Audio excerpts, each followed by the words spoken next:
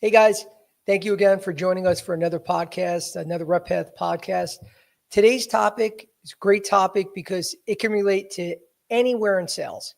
You don't have to be in medical sales to take something from this conversation. Obviously, that's our focus, but there's still many other areas, many other sales positions that could relate because we're going to talk about physicians today. But again, customers are customers. So there's going to be a lot of takeaways. So, hopefully you guys have a lot of questions. As always, guys, please make sure you're submitting them. You could submit them from this moment on, put them right into the chat, and our podcast producer, James, will handle them and we'll address them about halfway through the show. Also, if you want to get a recording of this podcast, please make sure you subscribe to my YouTube channel, Unfiltered Medical Sales Coaching, which you could see right there on the screen. Subscribe. You'll be able to get this podcast and any other recorded podcasts along with much more content on there. We are live today on LinkedIn, Instagram, Facebook, and YouTube. And we're also on every podcast platform. So for any of you that haven't joined us, we're doing these every Monday and Wednesday at 3 p.m. Eastern.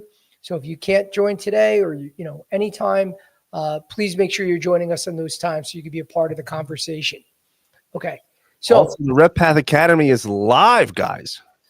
Thank you, James. Thank you very much. Can't forget. Yeah, a lot to remember at the beginning of the call. So thank you, James. We are live. The RepPath Academy grows every week, guys. So for any of you that are struggling and you want to break into medical sales, this is the answer. Reach out to me. We'll have a conversation to give you more explanations exactly what the RepPath Academy is, but you can go right on our website, RepPath.com. So you'll be able to not only get a better understanding of what the Academy teaches you, but we have some great testimonials, guys. A lot of people in your position, but they didn't graduate from college yet. Some are teachers, some are nurses, some had no sales background. So don't think you're alone and that you can't break into this industry. We've helped thousands of individuals around the country get placed without sales experience, some that didn't even graduate from college. Doesn't matter about your background, guys. We're here to work with you until you break in. So please reach out, go on RepPath.com, and you could DM me to set up an intro call so we can teach you more about the Academy. So thank you again, James, for that reminder. And for today's topic, great topic. It's how to sell and build relationships with physicians without being too pushy. All right. So the difference in this industry, and that's why it can relate to other industries out there. This is not the type of sales call where it's a one and done. You don't have, and this is the great thing about this business. You can get rejected 500 times. And obviously I'm exaggerating here, but literally you could get rejected over and over and over and still make a sale. That's unique in this industry.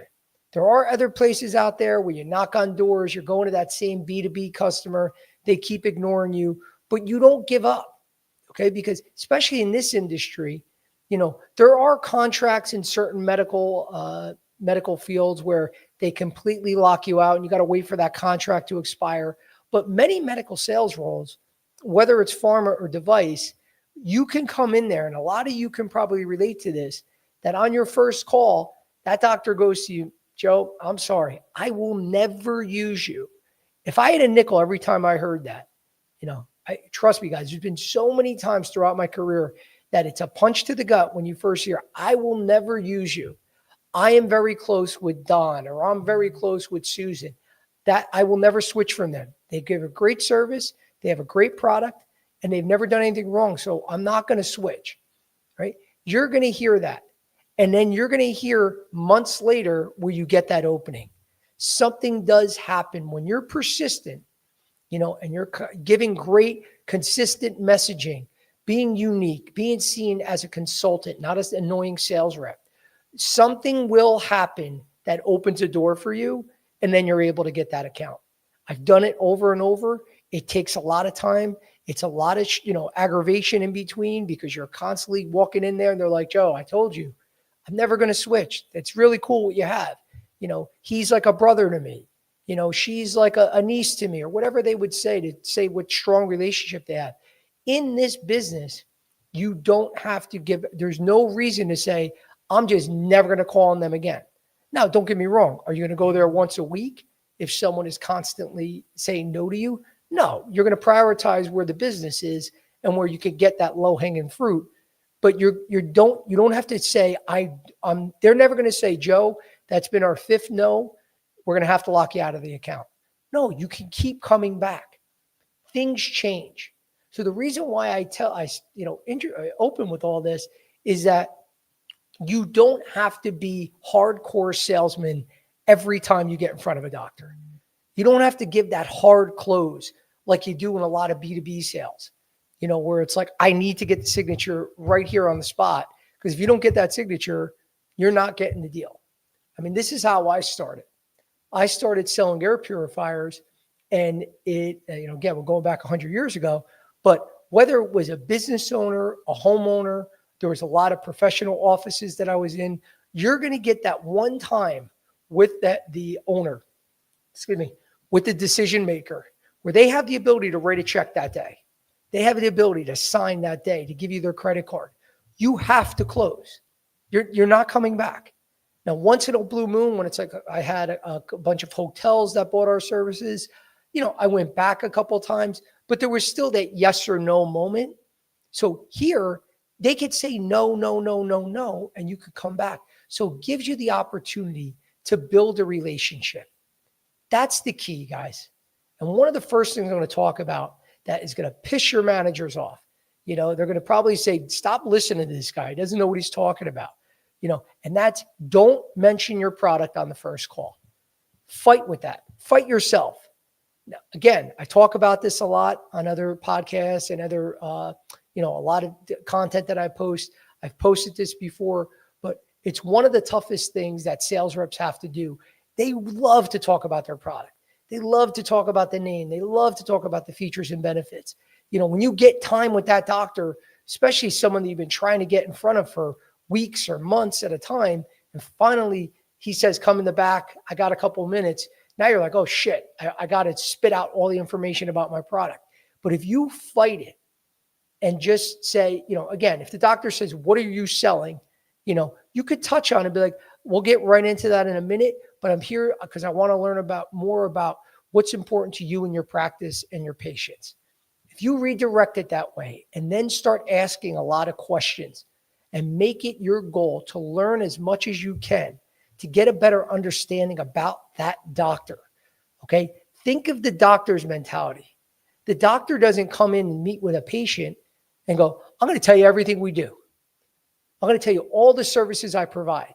If he's a pain doctor, I do spinal cord stims, I do laminectomies, I do all these spinal procedures. You're going to love what I do. Let me tell you everything more about my team, and about the other doctors that work with us, the hospital, all the care you're going to get. And they don't jump in and start talking about everything they can do for that patient, because they're technically a sales rep too.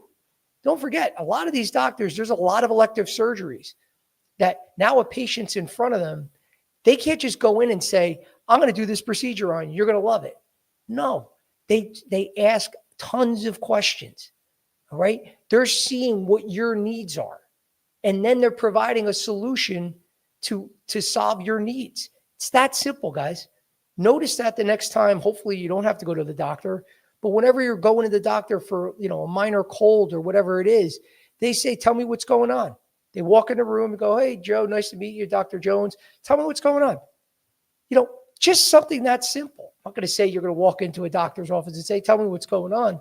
But essentially, you're going to have questions that are structured in that way to learn more about that doctor and the practice. Because again, once you do that, once you have that information, then you can provide the solution. You didn't earn that yet. You didn't earn the time or the respect from that doctor to walk in there that all of a sudden this doctor has to listen to you. I got to take your opinion about something. You work for the company. Of course, you're going to say it's the best. Why should I believe you? So you got to realize what's going on with this doctor. He has 20 reps that have come in, in the past 2 days. he probably did 4 lunches this week, listen to another spiel where everyone says they're the best. So you have to earn that respect first to get that doctor to listen to you. Okay. So sometimes you make a sale on the first call. That feels great, guys, but it's very rare. These doctors, they are hit up by many different people. So you got to understand. The more you understand what it's like for a day in the life with that doctor and what that doctor is thinking about, what's important to him. He just had 20 patient visits back to back to back, where he was doing from one exam room to the next. He's got a million tests, a ton of tests that he has to order for different patients. He's got to follow up with patients that left messages on his voicemail. He's got a couple of internal office problems that need to be addressed. There's insurance companies that for some reason, his one of his personnel, filled out the reimbursement forms incorrectly, or billed something incorrectly that he's got to deal with. So there's so many different things that the doctor has to deal with. You have to have an understanding of that and a real appreciation, because that's the only way that you're going to be able to sell effectively. Okay. So like we said, the first thing is understanding the physician's world. Okay. They're under a lot of pressure and time restraints, guys. So have a good understanding of that. It might feel good, and it's going to happen a lot where your manager's behind you. All right. Now, I'm not saying you're going to always sit back and be like, it was a bad day for the doctor, so we're going to leave. No, it's never a good day for the doctor. So you do have to get in front of them. You got to be aggressive, but you don't want to cross that border of being too pushy. Okay. Because again, you could get a doctor that I've seen reps do really aggressive shit out there because they're with their manager, or they just feel like, no, I'm going to sell today. And they're a little too aggressive. And you'll see a lot of doctors, they're not the most, in your face individuals, depending sometimes on different specialties. Some doctors are a little bit more, socially awkward than some are more than others. It depends. But a lot of times you can get a doctor cornered in a hallway and feel now's my time to be aggressive and sell them and try to close them on the spot, because I need to hit my number, and I got to get my numbers up. And I get that pressure, believe me, guys. But sometimes you can get him to yes you to death. And then meanwhile, he just wants you to get the hell out of the office because you're annoying. Right. And then you go, why? This guy, last time I was here, said, yeah, yes, yes, yes. Last time I was with Dr. Jones, she was so into me, saying that I love my product. I love this. I love that. And then they don't get back to you.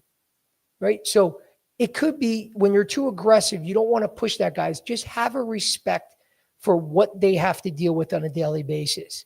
Even when you're sitting there and you could see that he's got, Dr. Jones, I know you got 20 patients in the waiting room. I want to get out of your way. It's just having that little bit of empathy that, like, I get it. I know what you're going through. I'm going to be out of your way, and get whatever message, ask whatever question, and realize you could come back to fight another day. If you understand that, and especially it's not easy for everyone when they got companies breathing down their neck. I'll be the first one to say that. But the more that you have an upfront relationship with your manager, where you guys set expectations, have a clear understanding when you're going into offices, where you can do that. Trust me, in the long run, that's going to help you. But when I say this, guys, again, you still got to go in there and sell. You can't just be that nice guy that's like, hey, I know today's a bad day, so I'll come back again.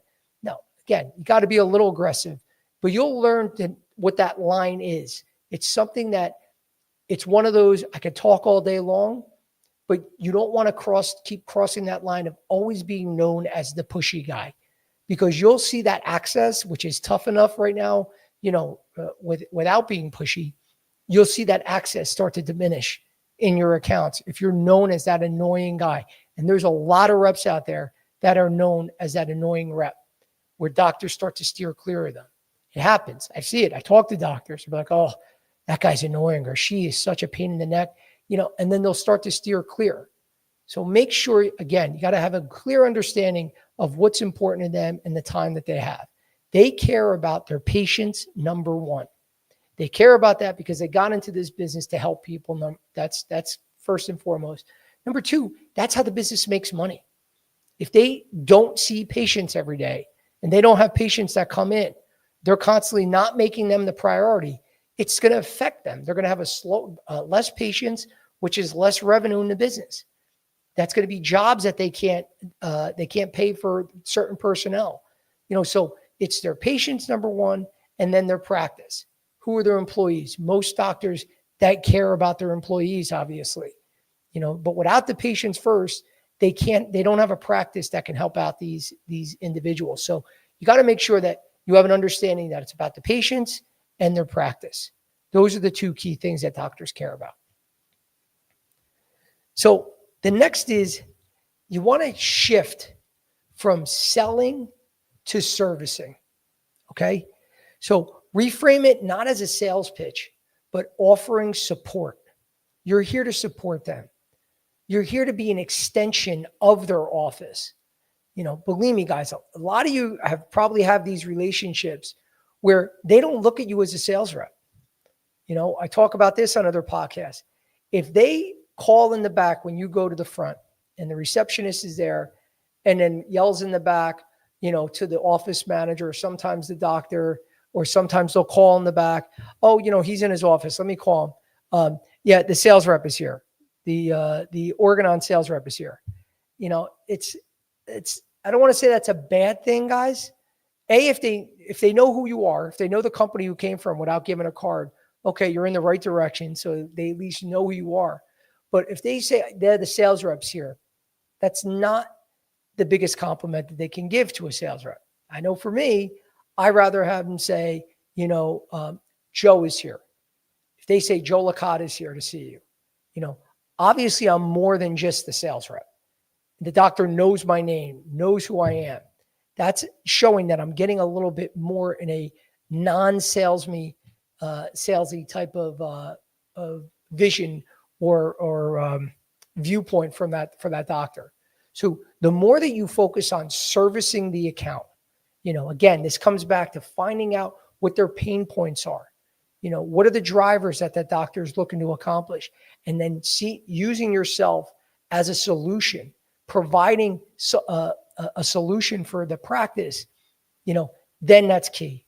Then you go from being a salesman to customer support. That's a good place to be, all right? Because they're not going to look at it like you're selling them something every day.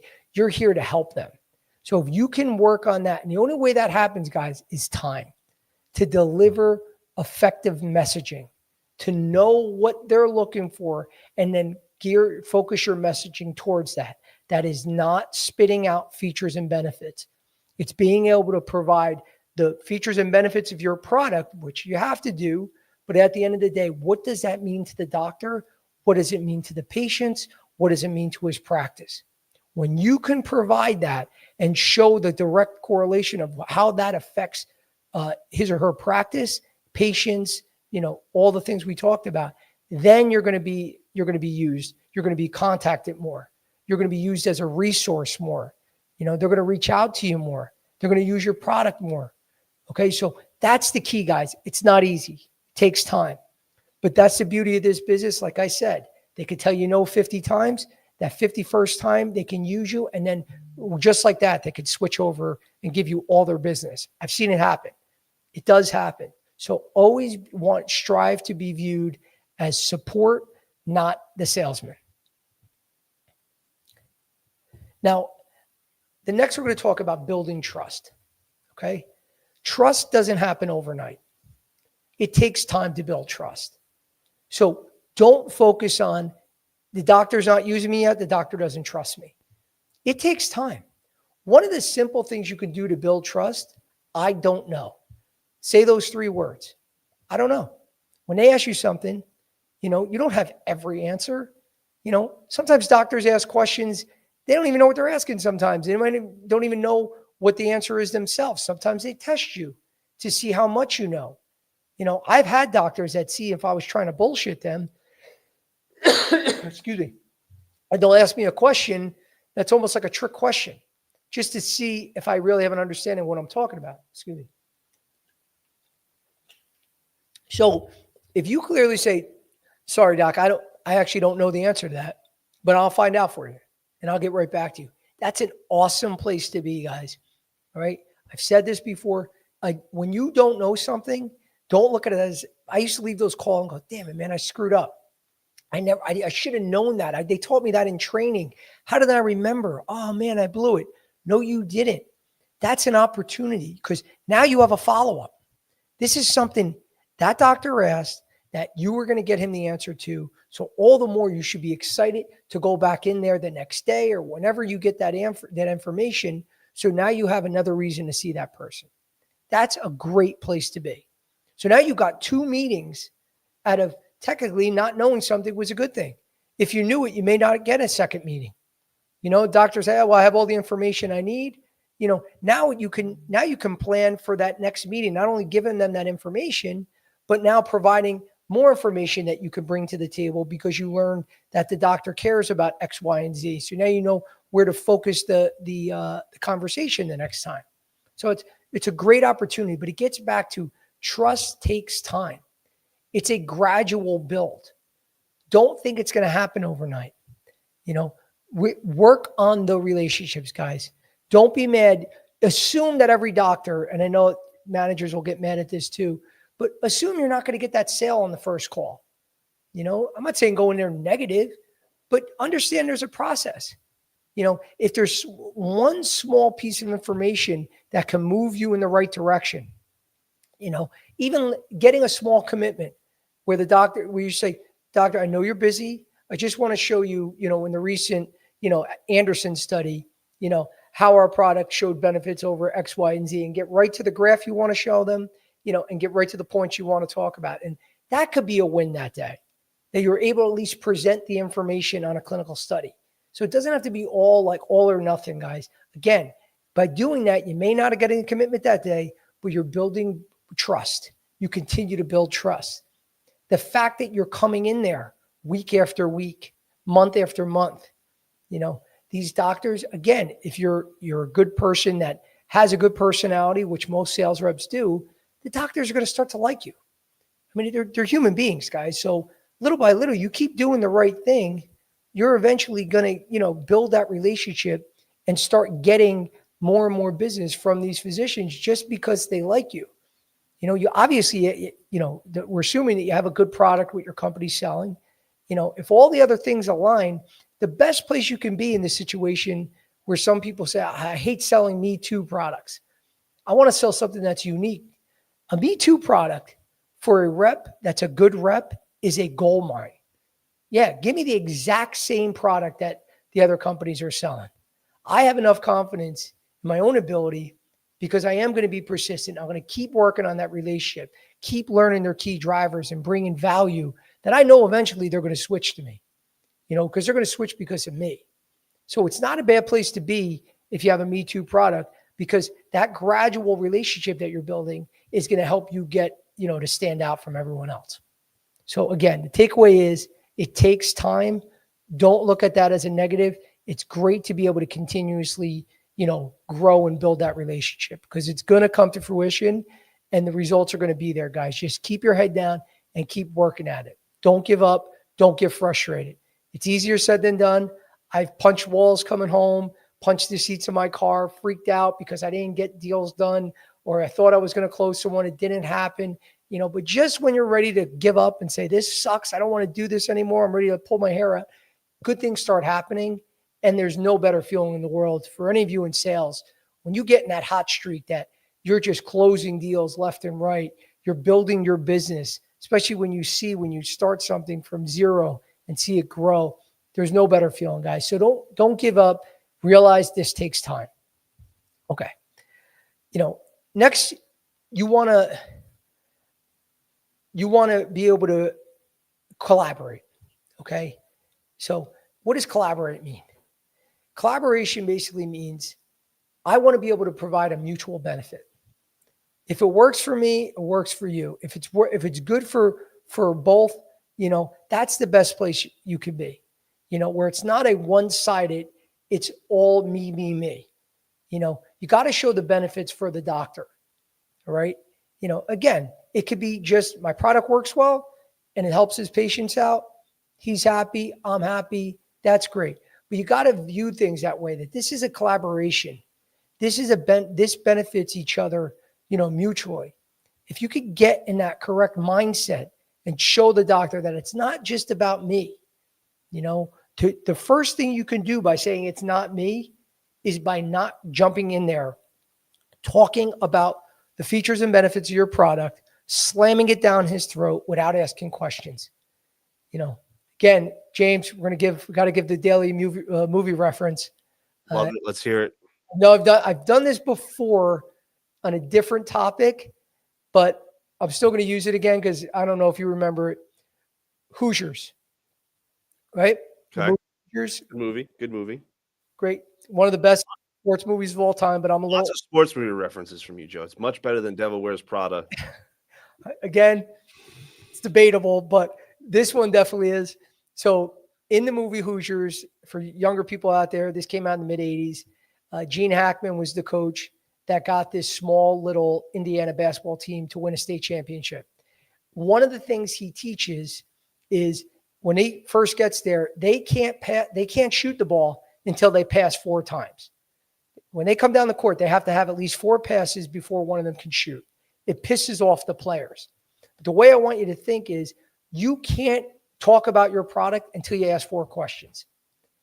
Done. Non-negotiable. Get in there and you don't literally have to ask 4 questions before you get out there. But just think, guys, it's ask questions first. Learn about your customer first before you go in there with the solution.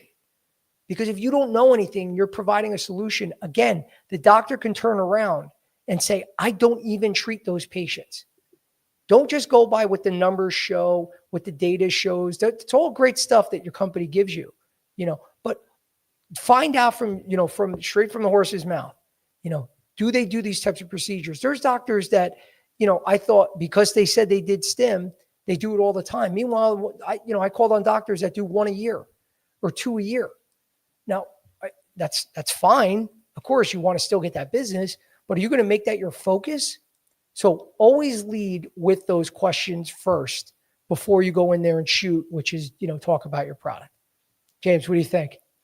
I think that was a pretty solid reference there. That's a great analogy with the 4 passes. Thank you. Even though you still made fun of me about Devil Wears Prada, but that's okay. You'll never live it down, Joe. As long as we're doing this show together, I'm going to make sure I'm upset with your choice of movie. All right. Well, that's fair. So one of the last things I want to talk about before we start getting into questions, guys, is, you want to nurture a long-term relationship. So this kind of combines a little everything we're talking about, where it takes time, you want to build trust, you want to do all these things, you want to collaborate, but just like, a family member does, you celebrate birthdays together, you celebrate anniversaries, different milestones. Do the same with that physician. We've done this, and this is a great tip, guys, where we've done this for companies that I worked for in the past, that if a doctor has done 100 cases with us, we celebrate that milestone. We did this in the hospital space for years, and they were phenomenal at it, where they worked with marketing within the hospital departments, and we would celebrate a doctor doing his 100th case with us, doing his 250th case. Could be his 10th case, 5th case, doesn't matter. But if you can work on celebrating those milestones, especially if you have the ability to work with hospitals or different groups where you can join marketing efforts to announce those things, because you're going to get other doctors. And we had this. We celebrated with, again, I don't want to give exact names just for privacy, but we celebrated a milestone with Dr. A, and then we had doctors B, C, and D calling us going, hey, I saw the article you guys did. How come you didn't do how many cases have I done? That's what they want to know first. How many have I done? And how come, when could we do some sort of announcement for me? So it's great, guys. It snowballs. Now, I'm not saying everyone could go out there and do these marketing efforts. Depends on your company, depends on the restrictions, all those things that you can find out. But it's a great way to celebrate the success together. It could be 100 patient that they prescribed your drug for. These are things that if a doctor's writing, they could do that quickly. They can do 5 cases with you in a month. Within a couple months, you could celebrate that 10th, that 25th, whatever that is. But that's how you really build, relationships where it's, again, you're covering everything. It's a mutual benefit. You're helping the doctor, whatever their drivers are, you're working together. But again, you're celebrating together because this is the doctor, your company, your product, it's a mutual benefit. So you want to start doing that, guys, sooner than later, because it really does go a long way with fostering that relationship. So a couple of takeaways, guys. Number one, like we said, lead with empathy, right? Have a clear understanding what's important to them, what they care about. That's going to help. You get in that mindset, it's going to help you sell better. It's going to help you consult, go from being a salesman to a consultant, to providing a service and supporting what is important to them. But you got to have that empathy first. It's got to be about your customer and not about you. That's an easy one in all of sales, guys. You really got to have that. You got to think what's important to my customer on every call, because you'll find out if these things if they're not aligning with your customer's needs, you're not going to do well. So you have to have that empathy, guys. It's important. Next is, you gotta earn the right to ask for the business. And how do I do that? I got to add value. If I'm not adding any value and I'm coming in there saying, hey, doctor, I know you don't know me, but I'm really in a jam. I'm not even close to hitting my number this quarter. So I need doctors like you, Dr. Smith, and Dr. Jones to really start kicking ass, or I'm not going to hit my number. I'm not going to be able to go on, the trips I want to go on to, get all the fancy shit that I want to get in my house. Of course, no one's going to do that, guys. But when you don't ask questions, when you don't provide value and you go right in, that's what's basically, it's going on deaf ears, because you're basically telling the doctor that it's about me, not about you. So I have to add value first. I have to find out what's important to you, add value. Then I can earn the right to ask for the business. And again, managers are going to say, don't listen to this guy. What is he saying? To wait 6 months before you ask for the business? No, guys. But you got to keep thinking that on every call, I have to bring value.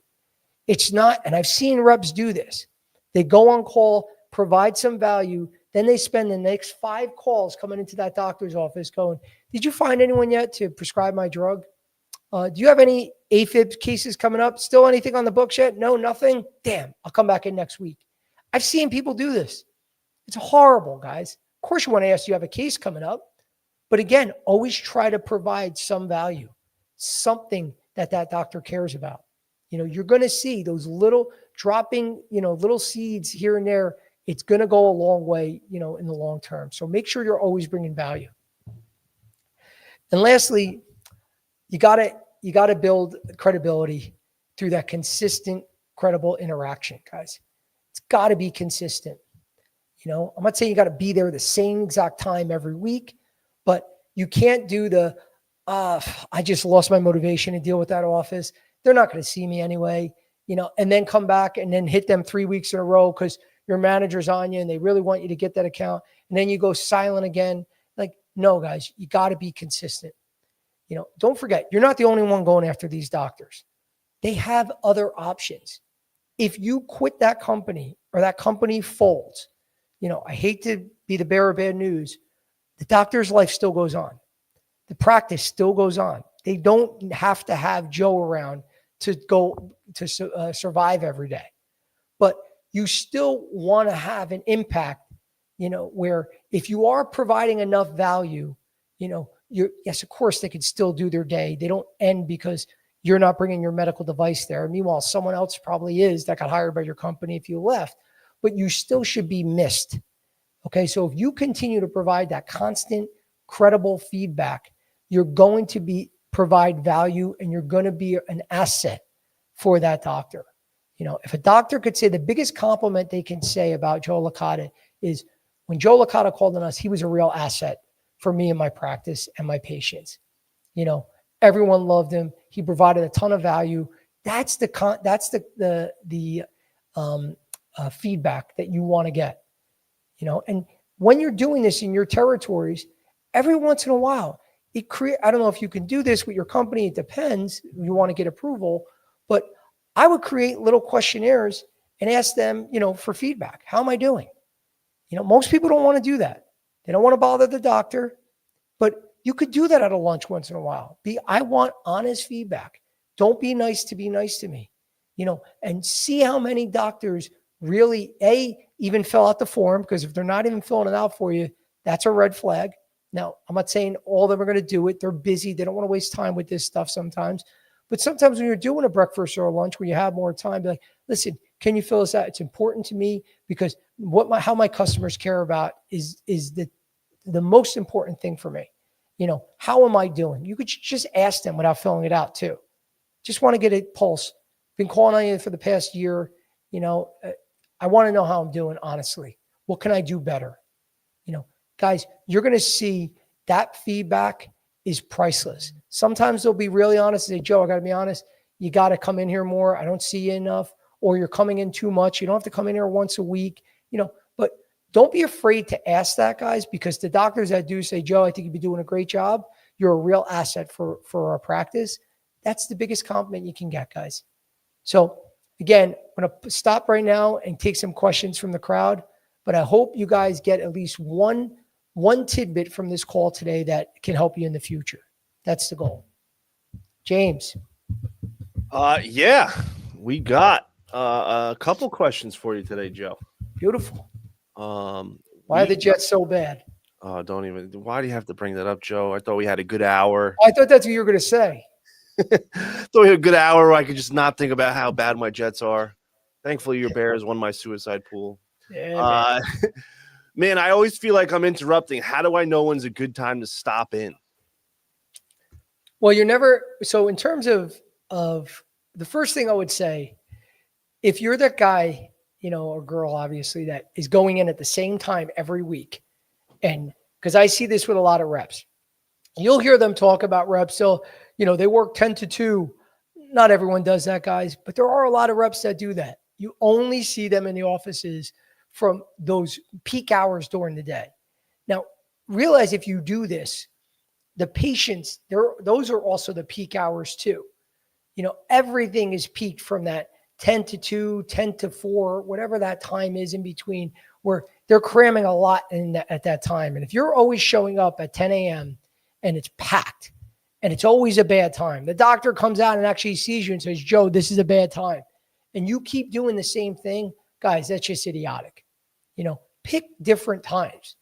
Number one, ask him, is there a better time later I can come back today? I'll come back at 5:00. Whatever they said, I'm there. But you got to have that mentality. They might say, Joe, I finish at 5, come back at 5:15.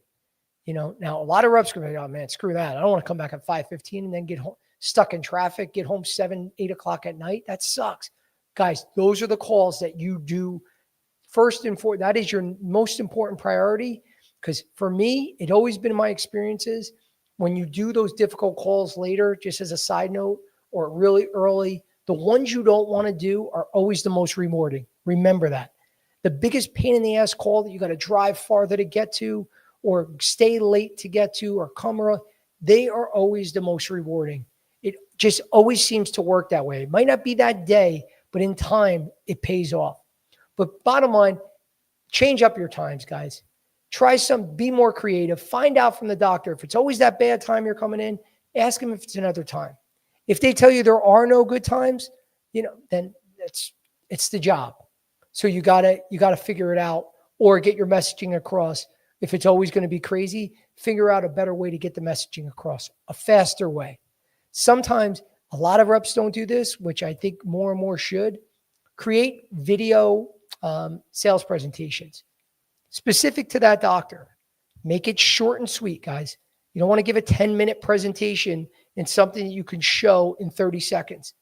But get that and send that to them before you come in, because that could technically be your first presentation. They may not open it up, but doctors are more likely, not even doctors, all customers are more likely to open up a video and watch that than read a long descriptive, email that you sent them. Nobody wants to read the emails, guys. there's got to be some flair or something to watch to make it enticing. And also, you could describe things much better by visually showing someone something as opposed to writing it in an email. So start getting more creative that way, to do things that stand out. And that's one quick thing that I know you'll stand out, because I know a lot of reps aren't doing it. Some are, and good kudos to them. But start changing it up. That's the key. If it's the same response, the same busyness, if you don't change it up, you're going to get the same results. All right, we got. Do you find that small talk actually helps, or should we get straight to business? Small talk definitely helps, guys. Be a human being. If the doctor wants to talk about the Yankees or how bad the Jets are and why they suck and who want to be a Jets fan, if he wants to talk about that for a few minutes, then talk about that. Just don't be the guy that comes in and is always talking about the Yankees or the Jets.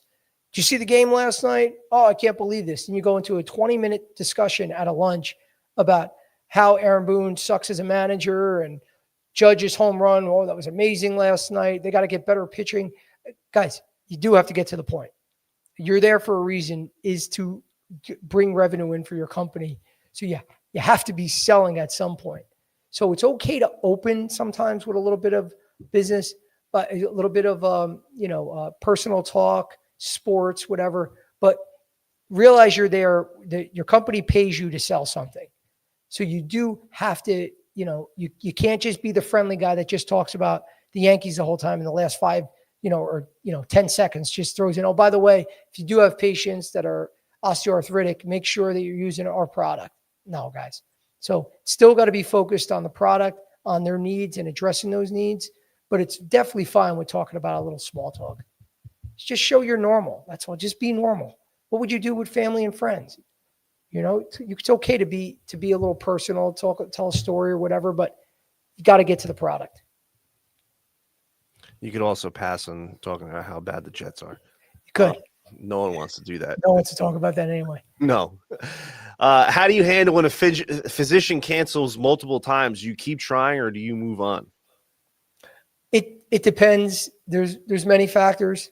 I mean, excuse me. Give me 1 sec. Excuse me. It's, how important is that business from that doctor for you? Because obviously you can't keep wasting time. For instance, if it's the doctor that does 1 a month and it really means, and you got to do 50 cases a month. Okay. Spend your time more wisely. I basically, the way I would create, which is like a little heat map where green, yellow, red, in your territory, the green accounts, those are the ones that your top priorities that you want to be in there.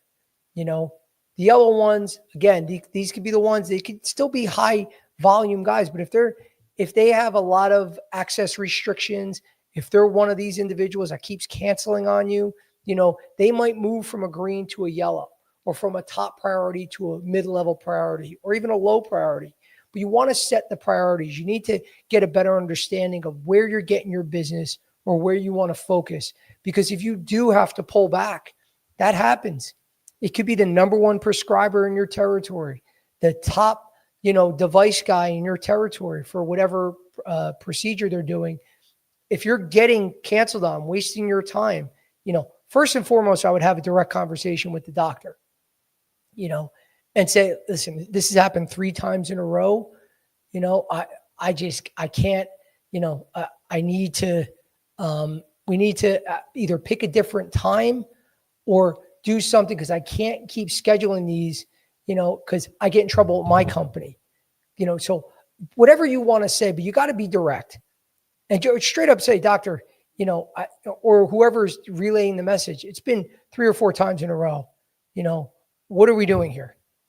If you don't want to see me, you don't care about my product that much, please just at least tell me, but I keep doing this and you keep canceling, because you got to respect yourself enough, guys, where you don't want to just be, a toy for them to not care about, about your time. I mean, I actually, one time, to just give you an example, I used to take the Acela up to Boston. And we had one of our robots, our magnetic ablation robots, to do cardiac ablations with doctors. And I had a site visit where a fellow was meeting me there at one of my institutions to see a case. I had it booked out for 2 months with this doctor. I confirmed with him the week before and also the day before I took the Acela up there. Now, just to give you a little understanding, even though the money wasn't coming out of my pocket, it's still my company's money that I'm spending. It was $185 for each way to take the Acela. I spent another $45 in parking. You know, the lunches, dinners that I already spent for myself. You know, it's almost $1,000 just for me to go to this. The doctor the night before said, Joe, I hate to do this, but I have to cancel. Now, I wasn't having it. I couldn't. That's just too much prep. You know, my company's going to get pissed at me that I spent this money without any results. This doctor, let's be real, is he going to do this with another physician or someone else that's not a sales rep? So some people might say, you just go, Joe, that happens. Don't say anything, let it go. I wasn't that type of rep. I felt that I always was respectful. I always provide value, but you got to respect me too and respect my time. You know, I'm not some puppet out there that you're just going to ignore me just because you don't feel like going to a case, which was really the reason. He didn't feel like doing it. And I called him and straight up said, I'm sorry, that's not going to happen. You know, I have this booked. We already spent all this money. I already have you down with my company that you're going to see this visit. You know, unless it's some incredibly unavoidable circumstance, I cannot cancel tomorrow. So I really would need you to be there. And he agreed. He gave a little pushback at the beginning, but at the end of the day, I knew he was just using an excuse. But the whole point of the story is you got to have enough respect for your time too, guys. So make sure you get the commitments, because you don't want to keep wasting your time and just think, well, I'm just a rep and the doctor's life is more important. No, your life's important too. What you do is important. So they got to understand that. And the more you feel that and let them know that, not in a confrontational way, you know, most doctors are going to understand and appreciate that you have enough respect for yourself to say something.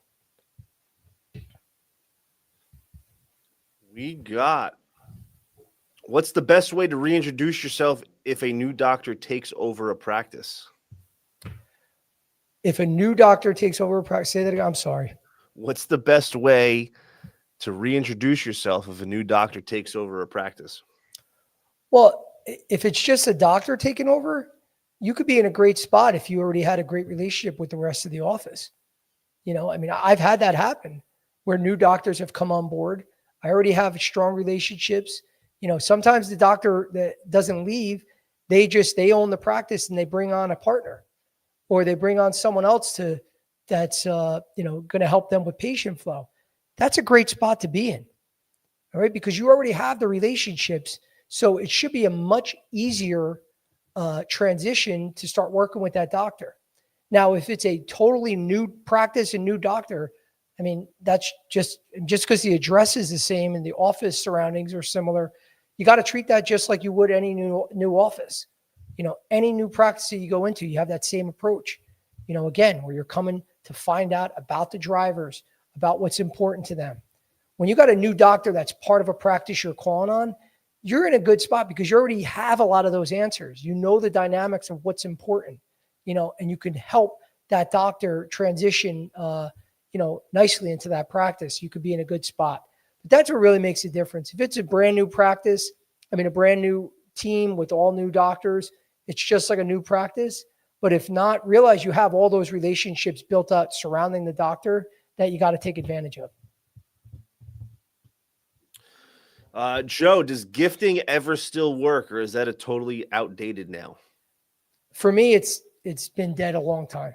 So for a lot of you that aren't in the industry, and I hope some of you can chime in with questions for this, the ones that have been in the industry a long time and see the changes, like when I started almost 25 years ago, that have happened where, you know, and when I started, reps, we were on the tail end where doctors were going on lavish trips to the Bahamas for a weekend. And meanwhile, they were only listening to an hour seminar. And, they basically were partying in paradise with reps, and obviously it was getting a little out of control. But over the years, it's gotten much, much tighter. It's much more restrictive. So a lot of companies don't even have entertainment budgets anymore. Some still do. There's so many restrictions, especially with the Sunshine Act. The Sunshine Act is to shed light on spending with physicians in the industry. So a lot of doctors don't want to be on lists shows that thousands have been spent on them this year. They don't want that. They don't want to have that exposure. Some don't care as much. But for me, I would like a totally equal playing field and not have any entertainment budgets if you could. Of course, if you can spend what you want to spend and do things and it doesn't matter, that's great too. But for the way it's going anyway, where there's a lot of restrictions, I wouldn't like to see entertainment budgets go away totally, because there are certain offices that you just can't see unless you do a breakfast or lunch, and you kind of just have to do it. It stinks, but who cares? Whatever I have to do to get in front of the physician. But if they were totally gone and everyone's on an equal playing field, it wouldn't matter to me, because I know it's going to be just as hard. And a lot of these doctors that say they only see during a breakfast or lunch, they're going to probably have to come up with different policies, because they're not going to get the information that is needed from a lot of these reps to stay up to date. So for me, I wouldn't care if it went away tomorrow. I think it'd be better that it helps reps to be on an equal playing field, and the ones that are stronger, the better sales reps, the ones that are more creative, more persistent, they're going to find a way to stand out. Kind of a follow-up. What about bringing food or coffee? Does that work, or does it come off as desperate? It still works. I mean, again, there's certain offices. I used to bring in, stuff from my brother-in-law's bakery, which is a very popular bakery in our area. And there were certain desserts that I would bring in there that would blow people's minds. I'm not saying it because it's his business. It was the truth. They weren't used to getting such quality pastries from a place. So they're going to remember you, as opposed to coming in with the same Dunkin' Donuts box, the same Starbucks. You're going to get offices that are going to say, "Oh man, pizza again, this shit again," whatever it is. They roll their eyes. Don't get me. I used to always don't get penne vodka and chicken franchise, because they had it 4 days in a row that week. And a lot of reps just get the chicken franchise and penne vodka. It's just the thing that is the go-to, because a lot of people will eat one or the other, or they get pizza because it's cheap and they can feed a lot of people by getting a bunch of pies. They'll say, "Don't get us pizza. Oh my God, we're sick of pizza." So at the end of the day, though, if your company has the budget and you can do it, use that budget. If your company gives you, just for numbers' sake, $5,000 a quarter to spend every penny. Don't leave any money out there. Spend, because if it gets you in front of more doctors, who cares? Don't be stubborn and say, "Well, I don't feel right because I had to buy the office coffee to get time with them." Who gives a shit? I mean, this is how business works sometimes. I mean, sometimes people, no matter what business you're in, say, "Hey, I don't have time right now, but can we grab a coffee later and I can meet you?" Okay, great. No problem. So definitely, if your company has the budget and they're willing to spend, do it.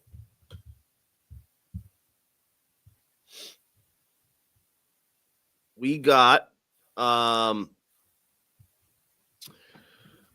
do you do when a doctor you used to have a good relationship suddenly goes cold? Yeah, I mean, you got to find out what happened. I mean, it happens. This is a great question, because it's very real. You could be doing everything right. Okay. It could be going great. The cases that you support, that your product is helping that doctor, with supporting that doctor, they're always a slam dunk. Everything is going well. Your customer service is impeccable. All of a sudden one day you stop getting cases booked with you, or a doctor stops prescribing your product, and there's a million different things that can happen. Just to give you a couple examples, it could be the doctor is now a speaker for another company, and all they're using is that product. That's real. That happens. Some people aren't going to want to admit that, but that does happen. I mean, it's, it could be two equal products. It's not like the doctor is going to, majority of doctors aren't going to sacrifice efficacy of a product because a company is partnering with them or paying them a speaker fee or anything. Nobody's going to do that, guys. They got to be incredibly unethical. So 99.9% of doctors out there are good people, that they're there for their patients first. But sometimes you have two products that are equal. They like you a lot. They've been using you a lot. But now this company also now is having them speak all around the country. So how do you compete with that? Now all of a sudden you just lost, essentially you're not getting any business. You essentially lost the account. That can happen. There could be things that go on behind the scenes. I've had this before where one of my doctors had an encounter with one of the higher senior management people working at my company and was upset about something and just stopped using me. It had nothing to do with me. Whole point being, it could be your fault too. Joe, got to be honest. The staff finds you're too pushy, just like we were talking about. You don't know until you ask. That's the point. You have to get right on top of it. This is running a business 101, guys. You can't sit back, and because you're going to have the first and foremost, you're going to have your manager on your ass and they're going to say, what is up? If you can't answer the questions, that's a red flag. That's not a high performer. A high performer knows what's going on with their customers. If you say, for instance, this could happen too. Bob, I don't know what to tell you. His daughter, Susan, now works for my competitor. And that's all he's doing is using his daughter. Okay. Now the company doesn't want to hear that. That sucks. You still got to figure it out because they don't go, well, we'll give you a pass because it's his daughter to lose that business. No, you got to get in there and figure out how to get the business back. But at least I know what's going on. I have a real answer. It's not, the economy. You'll hear this a lot. Reps make excuses. We're in a recession, so people aren't doing as many elective cases. Or it's the summer. Doctors don't do as many cases. It's Christmas time. They're not as busy this time of year. Now, some of that is true, guys, but you don't want to give those are excuses. At the end of the day, you have to know about your customers. So get in there and find out what the heck is going on. Because until you know what's really going on, because if the doctor won't tell you, find out from one of the staff members. If you have a good enough relationship with someone in that office, you're going to be able to find out. And you need to know that first before you take the next corrective steps. All right, we got a question from LinkedIn from Akram Ali. Hey, Joseph, not a medical sales professional. What really happens in the medical world when you provide the value that some other, we say rep provided the same value, and you really found later two different reps from two different companies sold the same value? What would be the ideal next step?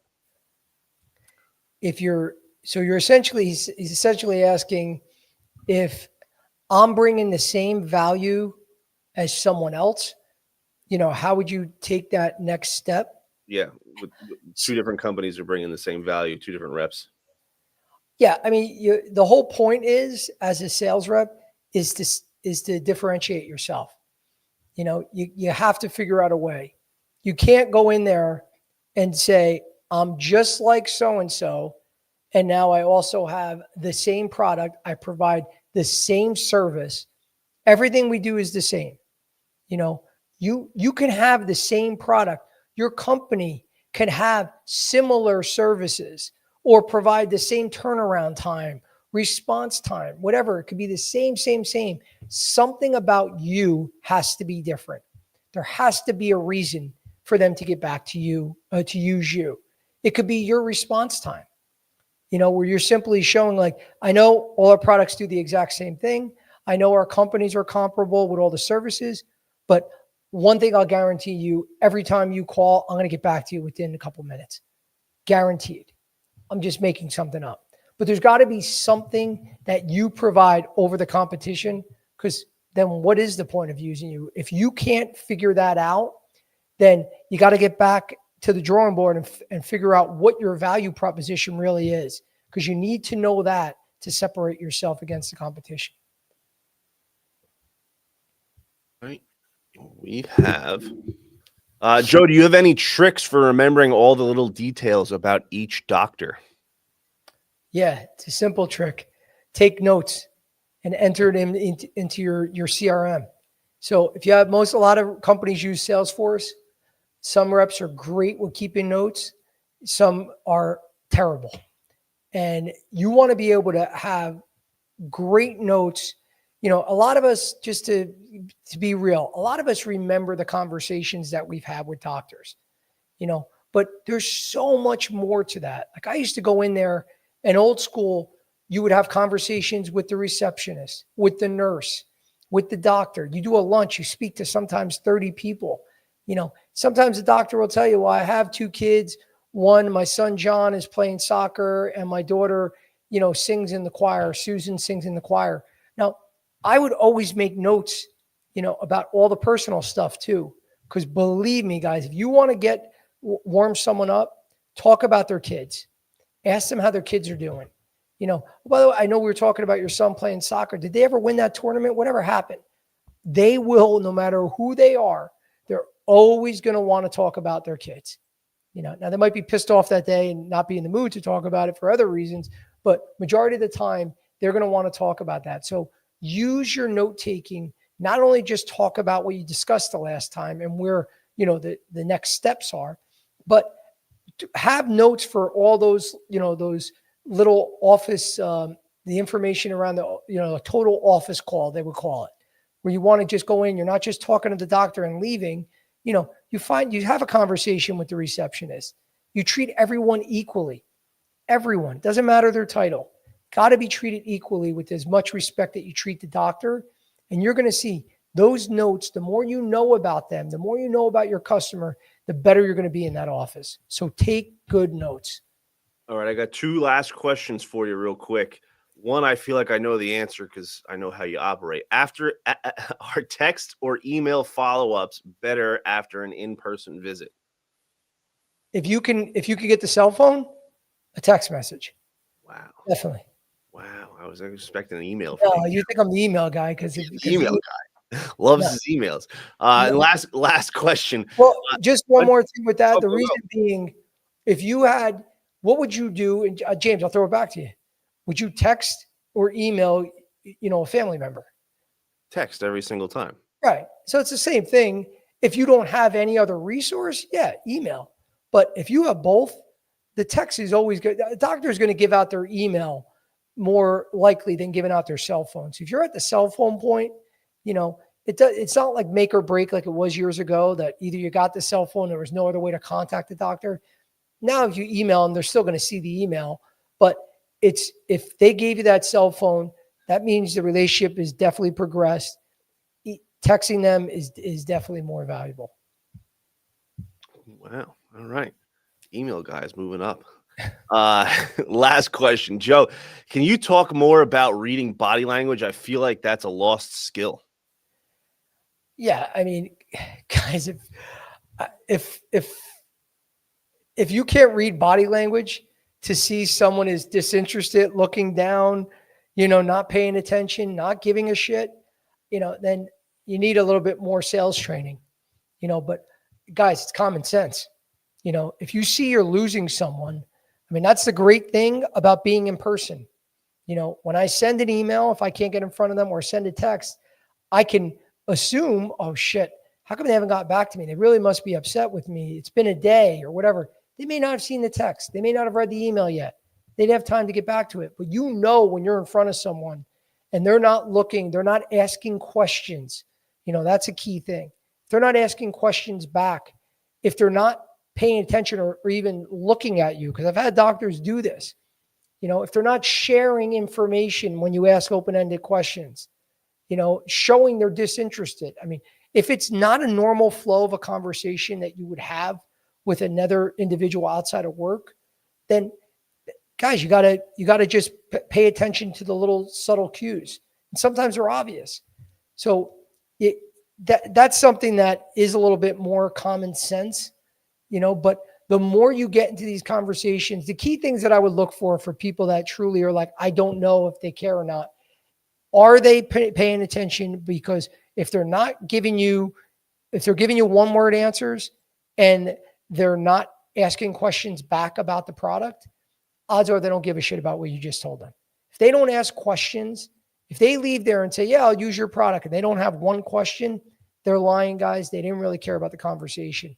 But if they're having, genuine questions that they want you to answer because they want more information, then that's a good sign. I would start there before the million facial expressions that you should be able to pick up if someone's engaged or not. Start with, did they even ask me a question back?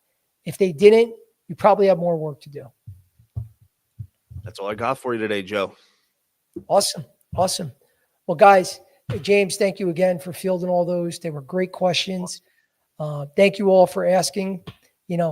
As we discussed at the beginning of the call, guys, again, you want this recording, go on Unfiltered Medical Sales Coaching, and subscribe. It's free to subscribe. And for all you candidates, the ones that are struggling, you've been looking now, you can't get an interview. You're not getting the responses that you want, or you're getting an interview here and there, but you don't move on to the next round. You don't know who to network with. You feel like you're just stuck. You're not alone on an island out there, guys. Please DM me or go on our website, RepPath.com, and sign up for the RepPath Academy or sign up to get more information, because we can help you get there, guys. We do this every day. We get new candidates placed every day. You could see the testimonials. These are real people that were in your shoes, guys. You just want to make sure you guys realize you're not alone out there. That's our job, to help you guys get in and break into this industry. Because once you break in, it's sky's the limit. Once you're in and you have experience, it's that much easier to get jobs moving forward. So please reach out for the RepPath Academy. For any individuals out there that are lobby members, we are good, strong partners with the lobby. So anybody that's a lobby member, make sure when you contact me, you give the promo code Licata, Licata, and that'll help you get additional discounts. So thank you again, guys. Our next show is Wednesday at 3 p.m. Hopefully you all can join us. And thank you again for being a part of the RepPath podcast. Thank you, guys. Have a great day.